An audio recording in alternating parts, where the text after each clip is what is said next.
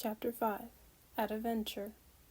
The voyage of the Abraham Lincoln was for a long time marked by no special incident. But one circumstance happened which showed the wonderful dexterity of Ned Land, and proved what confidence we might place in him. The 30th of June, the frigate spoke to some American whalers, from whom we learned that they knew nothing about the narwhal. But one of them, the captain of the Monroe, knowing that Ned Land had shipped on board the Abraham Lincoln, begged for his help in chasing a whale they had in sight. Commander Farragut, desirous of seeing Ned Land at work, gave him permission to go on board the Monroe. And fate served our Canadian so well that instead of one whale, he harpooned two with a double blow, striking one straight to the heart and catching the other after some minutes' pursuit. Decidedly, if the monster ever had to do with Ned Land's harpoon, I would not bet in its favor. The frigate skirted the southeast coast of America with great rapidity. The 3rd of July we were at the opening of the Straits of Magellan, level with Cape Virgins. But Commander Farragut would not take a tortuous passage, but doubled Cape Horn. The ship's crew agreed with him, and certainly it was possible that they might meet the narwhal in this narrow pass. Many of the sailors affirmed that the monster could not pass there, that he was too big for that. The 6th of July, about 3 o'clock in the afternoon, the Abraham Lincoln, at 15 miles to the south, doubled the solitary island, this lost rock at the extremity of the American continent, to which some Dutch sailors gave the name of their native town, Cape Horn.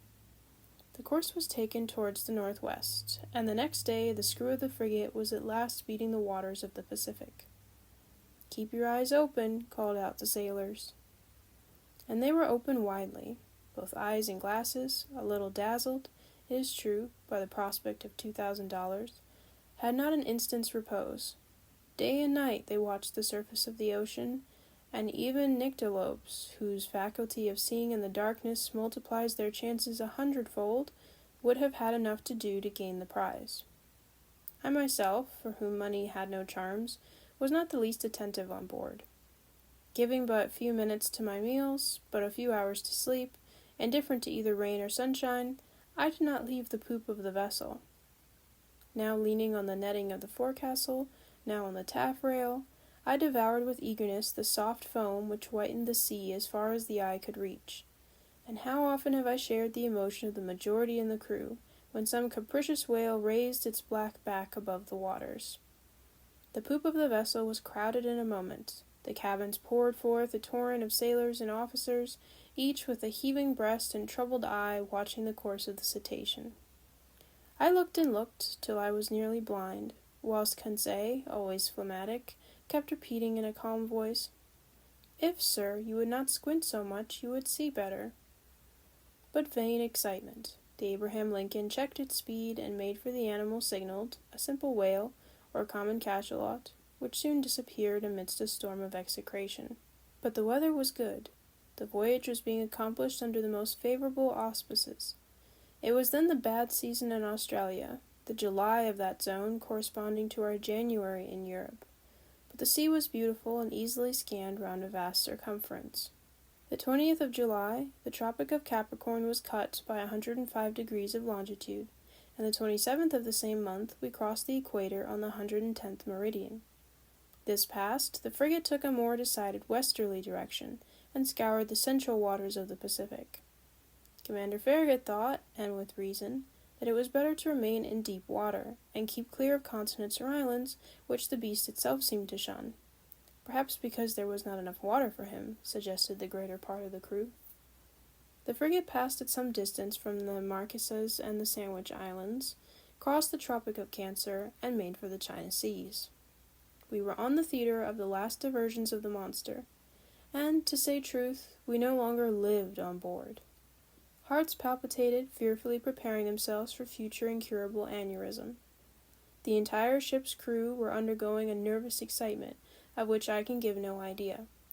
They could not eat, they could not sleep. 20 times a day, a misconception or an optical illusion of some sailor seated on the taffrail would cause dreadful perspirations, and these emotions, 20 times repeated, kept us in a state of excitement so violent that a reaction was unavoidable. And truly, reaction soon showed itself. For 3 months, during which a day seemed an age, The Abraham Lincoln furrowed all the waters of the northern Pacific, running at whales, making sharp deviations from her course, veering suddenly from one tack to another, stopping suddenly, putting on steam, and backing ever and anon at the risk of deranging her machinery, and not one point of the Japanese or American coast was left unexplored. The warmest partisans of the enterprise now became its most ardent detractors. Reaction mounted from the crew to the captain himself, and certainly, had it not been for resolute determination on the part of Captain Farragut, the frigate would have headed due southward. This useless search could not last much longer. The Abraham Lincoln had nothing to reproach herself with. She had done her best to succeed. Never had an American ship's crew shown more zeal or patience. Its failure could not be placed to their charge. There remained nothing but to return. This was represented to the commander. The sailors could not hide their discontent, and the service suffered. I will not say there was a mutiny on board, but after a reasonable period of obstinacy, Captain Farragut, as Columbus did, asked for 3 days' patience. If in 3 days the monster did not appear, the man at the helm should give 3 turns of the wheel, and the Abraham Lincoln would make for the European seas. This promise was made of the 2nd of November. It had the effect of rallying the ship's crew. The ocean was watched with renewed attention. Each one wished for a last glance in which to sum up his remembrance. Glasses were used with feverish activity. It was a grand defiance given to the giant narwhal, and he could scarcely fail to answer the summons and appear. 2 days passed. The steam was at half pressure. 1,000 schemes were tried to attract the attention and stimulate the apathy of the animal in case it should be met in those parts.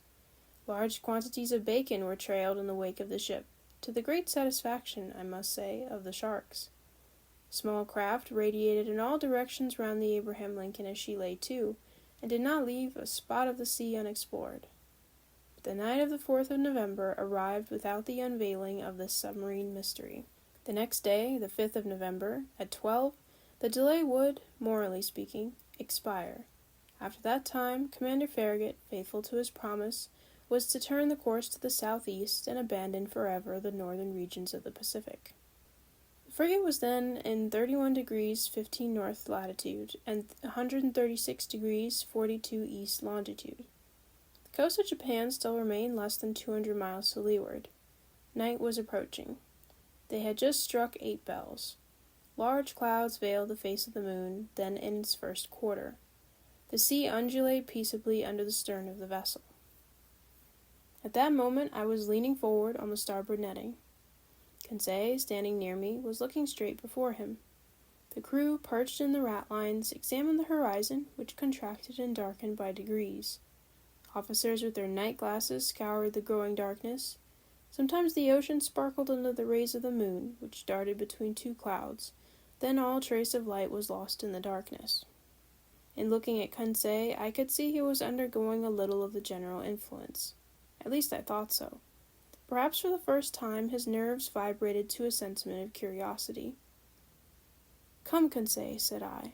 "This is the last chance of pocketing the $2,000. "May I be permitted to say, sir," replied Conseil, "that I never reckoned on getting the prize, and had the government of the Union offered $100,000, it would have been none the poorer." "You are right, Conseil. It is a foolish affair, after all, and one upon which we entered too lightly. What time lost, what useless emotions. We should have been back in France 6 months ago." "In your little room, sir," replied Conseil, "and in your museum, sir, and I should have already classed all your fossils, sir, and the Babirusa would have been installed in its cage in the Jardin des Plantes, and have drawn all the curious people of the capital.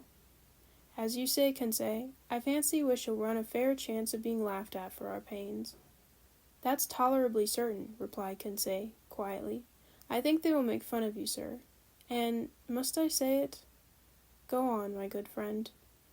"Well, sir, you will only get your deserts." "Indeed, when one has the honor of being a savant as you are, sir, one should not expose oneself to—" Conseil had not time to finish his compliment. In the midst of general silence, a voice had just been heard. It was the voice of Ned Land shouting, "Look out there! The very thing we are looking for, on our weather beam!"